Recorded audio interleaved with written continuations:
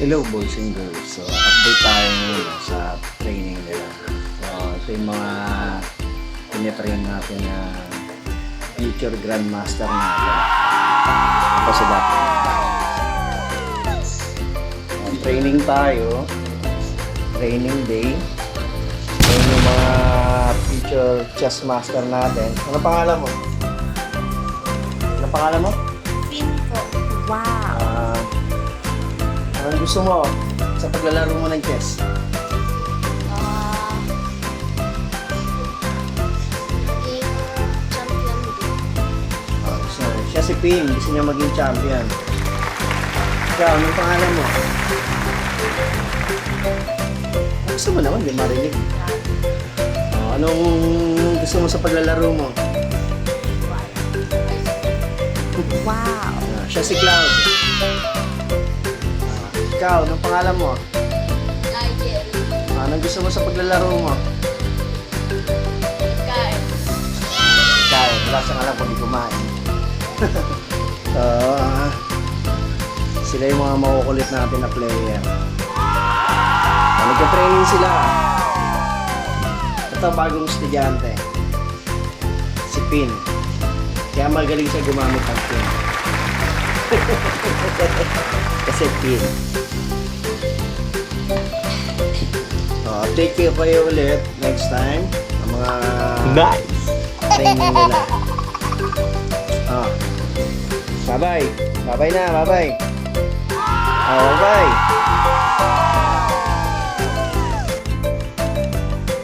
So, wala yung tatandaan yung position ng pyesa, ng rook. Aware ka doon sa ginagawa mo. So, pagdating naman sa time, ang time, merong kinoconsider na sa standard, ang oras talaga na nilalaro is 1 hour and 30 minutes. Wow. Ha? 1 hour and 30 minutes. So, kailangan dapat pag check your pieces, check your time. Ito yung sinasabi nila. Check your pieces. Kapag white ka, lagi mong tatandaan, dapat ang clock mo nandito. Sa sulat mo. If you were white, the clock must be on your left side. Sulat mo. And if you were black, your clock must be on the left.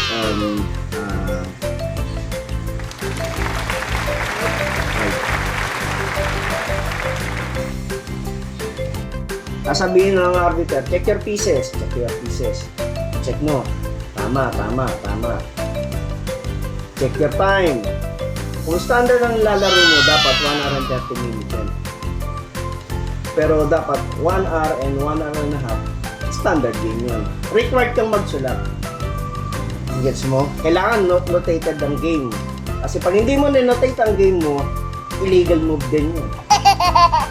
Kailangan alam mo yung rules. Kasi pag hindi mo alam yung rules, or considered as dead ka. Halo. So, kapag tira ng chess, dapat syempre kung E4 ka, E4, dapat yung proper placement ng pyesa nasa loob ng square. Bawal lang nasa kalahati. Illegal move yan. Lawa ka mo, nagdala ng excuse lang. Wow. Bawal din humawak ng pyesa kung hindi ikaw ang titira. Nagigets mo ba? Kung pwede po mag-adjust. Oo, sasabihin mo lang excuse. Excuse. Pero mag-i-excuse ka lang kapag ikaw ang titira. Pag titira ang kalaban mo, bawal ka humawak ng pyesa. Kasi kapag titira ka, humawak ng pyesa kalaban mo, pwede ka tumawag ng arbiter. Takas ka ng kamay, sabi mo, arbiter, post mo muna yung clock. Arbiter, bakit? Ako titira, humahawak siya ng pyesa. Pwede kang mag-complain yan. Ang complain na tinatawag sa arbiter mo sasabihin. Ang offer sa kalaban. Sabihin mo, ang offer ginagawa yun pag sinabi mo, draw tayo. 0. Pero pag complain, ano ba yung complain? Umaangal ka. So may complain ka, saboteur ka na tawag sa repo. So kami ang tatawagin nun. Illegal move din daw po yung hindi tatawag sa illegal move. Oo. Ay, natira mo.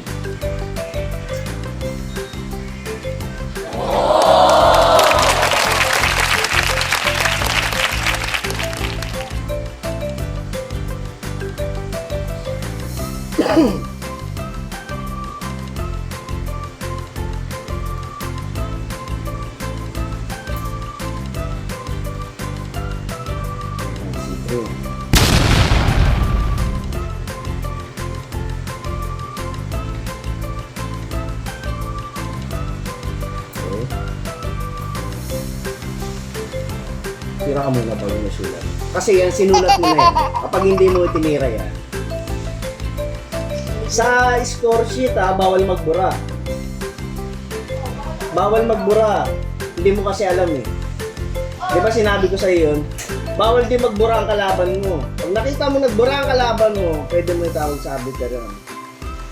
Oh my Kaya dapat, bago God. ka tumira, bago ka sumulat, tira mo muna. Bawal ang erasure.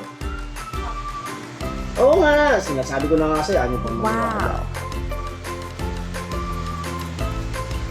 Sa standard yun lalo na pag naglaro ka ng age group o naglaro ka ng international, bawal magbura. Bawal nga magsulat ng kahit ano. Alam mo? Okay, sige, tuloy natin.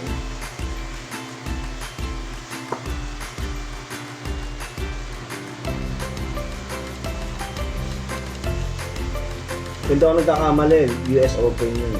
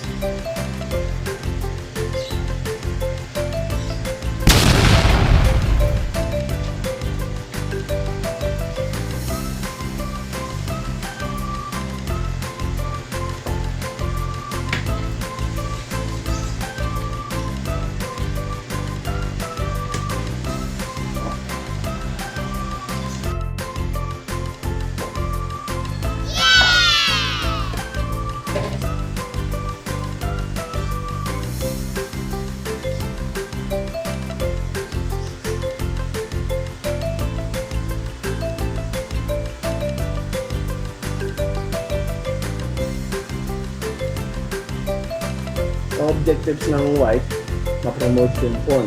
Wow.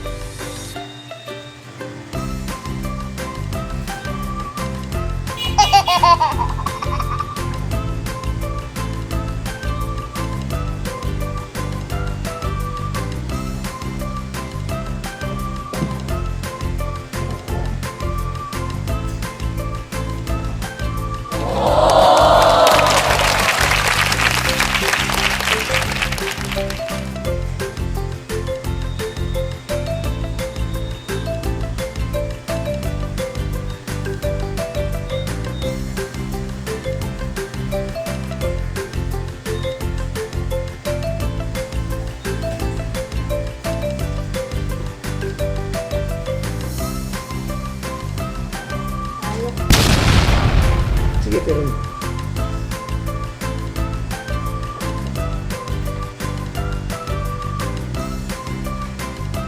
So pag-promote, tatanda mo, pag magpo-promote ka ng pyesa, 6 rank pa lang dapat humahawak ka na. Humahawak ka na ng pyesa. Bakit ka mo? Pagdating kasi sa panic time, hindi yung kung kailan ka magpo-promote, saka ka lang maghahanap ng pyesa.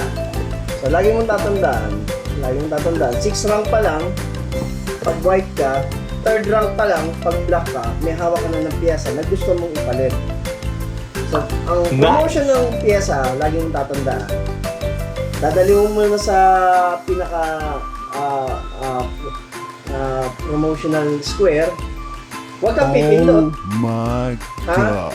Kailangan palitan mo muna. Ang pagpalit, isang kamay lang. Huwag kang magpapalit ng pyesa na 2 kamay. Pag nagpalit ka ng 2 pyesa ng 2 kamay, anong tawag doon? Pag nakita mo yung kalaban mo nagpalit na 2 kamay yung ginamit, illegal yun. Pwede yung hawak niya to, papasa rito, okay yun. Pero yung dadamputin, gaganon, illegal yun, ha? Lalo, pero bago ka tumawag ng illegal, hintayin mo muna siya pumindot. Ha? Pag pindot niya, illegal yun.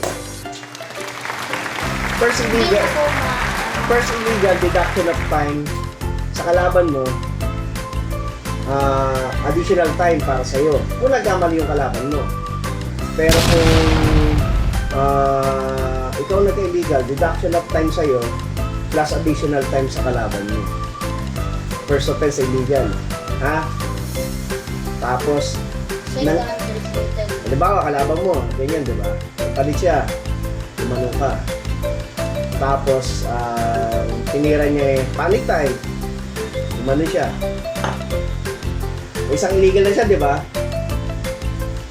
Improper placement of piece. Pumindot siya. Tumawag ka. Arbiter. Bakit? Sa kanya inayos. Yung queen niya, hindi malamaw kasi nakalagay, tapos pumindot siya. Illegal. Diba? Sabi ganun. So, meron na siyang second illegal. Mananalo ka, matatalo ka. Sabi ko, walang magre-resign hanggat hindi na natapos ang laro.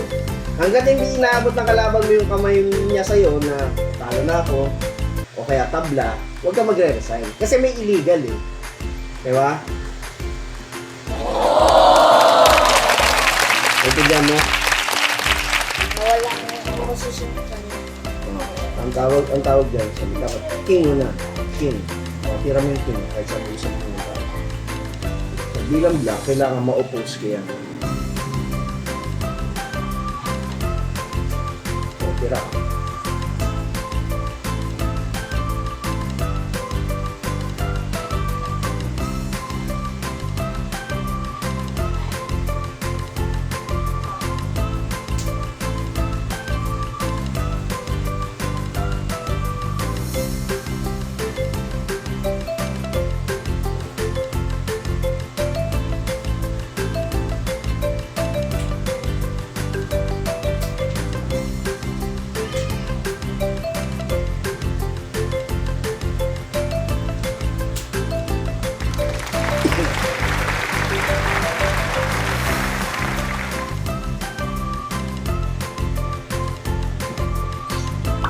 Nice. O, yan ang opposition, di ba?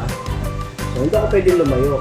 Kailangan kasi mabantayan ng king yung bagsak ng pawn dito. So, siyempre, ang objective sa kanya,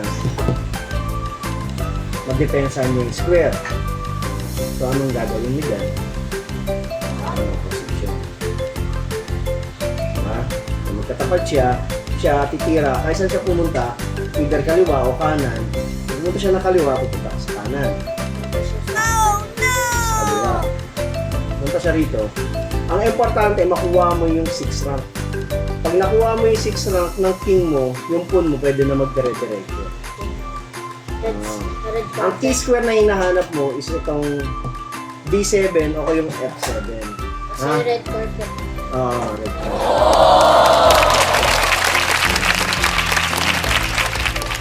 So pag gumanon ako, tira mo.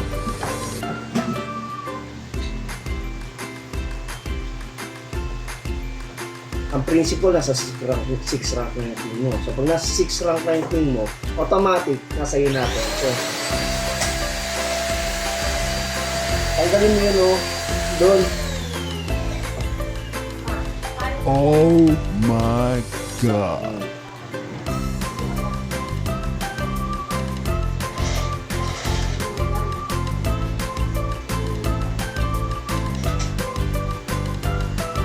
Ano? First ko to. Dapat yan dito pa. Ito pala, diba?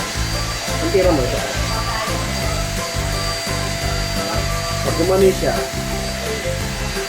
nalagay mo. Tira ka siya. Pag gumani siya, i-opposite mo na siya. Diba? Ngayon, kahit saan siya pumunta, FA to FBA. Kasi kailangan mo kasi kiss pair. Pag sinabi kiss pair, yun yung square na magpapanalo sa'yo. Makuha mo yun, automatic yung 3 remaining square, makakakuha mo yun. Wala na ano na. So pag ganun, ganun. Ganun yun. So, queen, pundot, sulat, yeah. Ano? Gets mo? Opo. Ulit. Kapag nasa 6 rank, tapos yung 4. Oo. Pero hanapin mo yung opposition. Ang opposition na tinatawag, dapat ikaw umopposite sa kalaban mo. Kung pumunta siya sa push away method ang tawag ko. Push away method. Ha? So, ngayon, ulit. So, yan sila. Paano?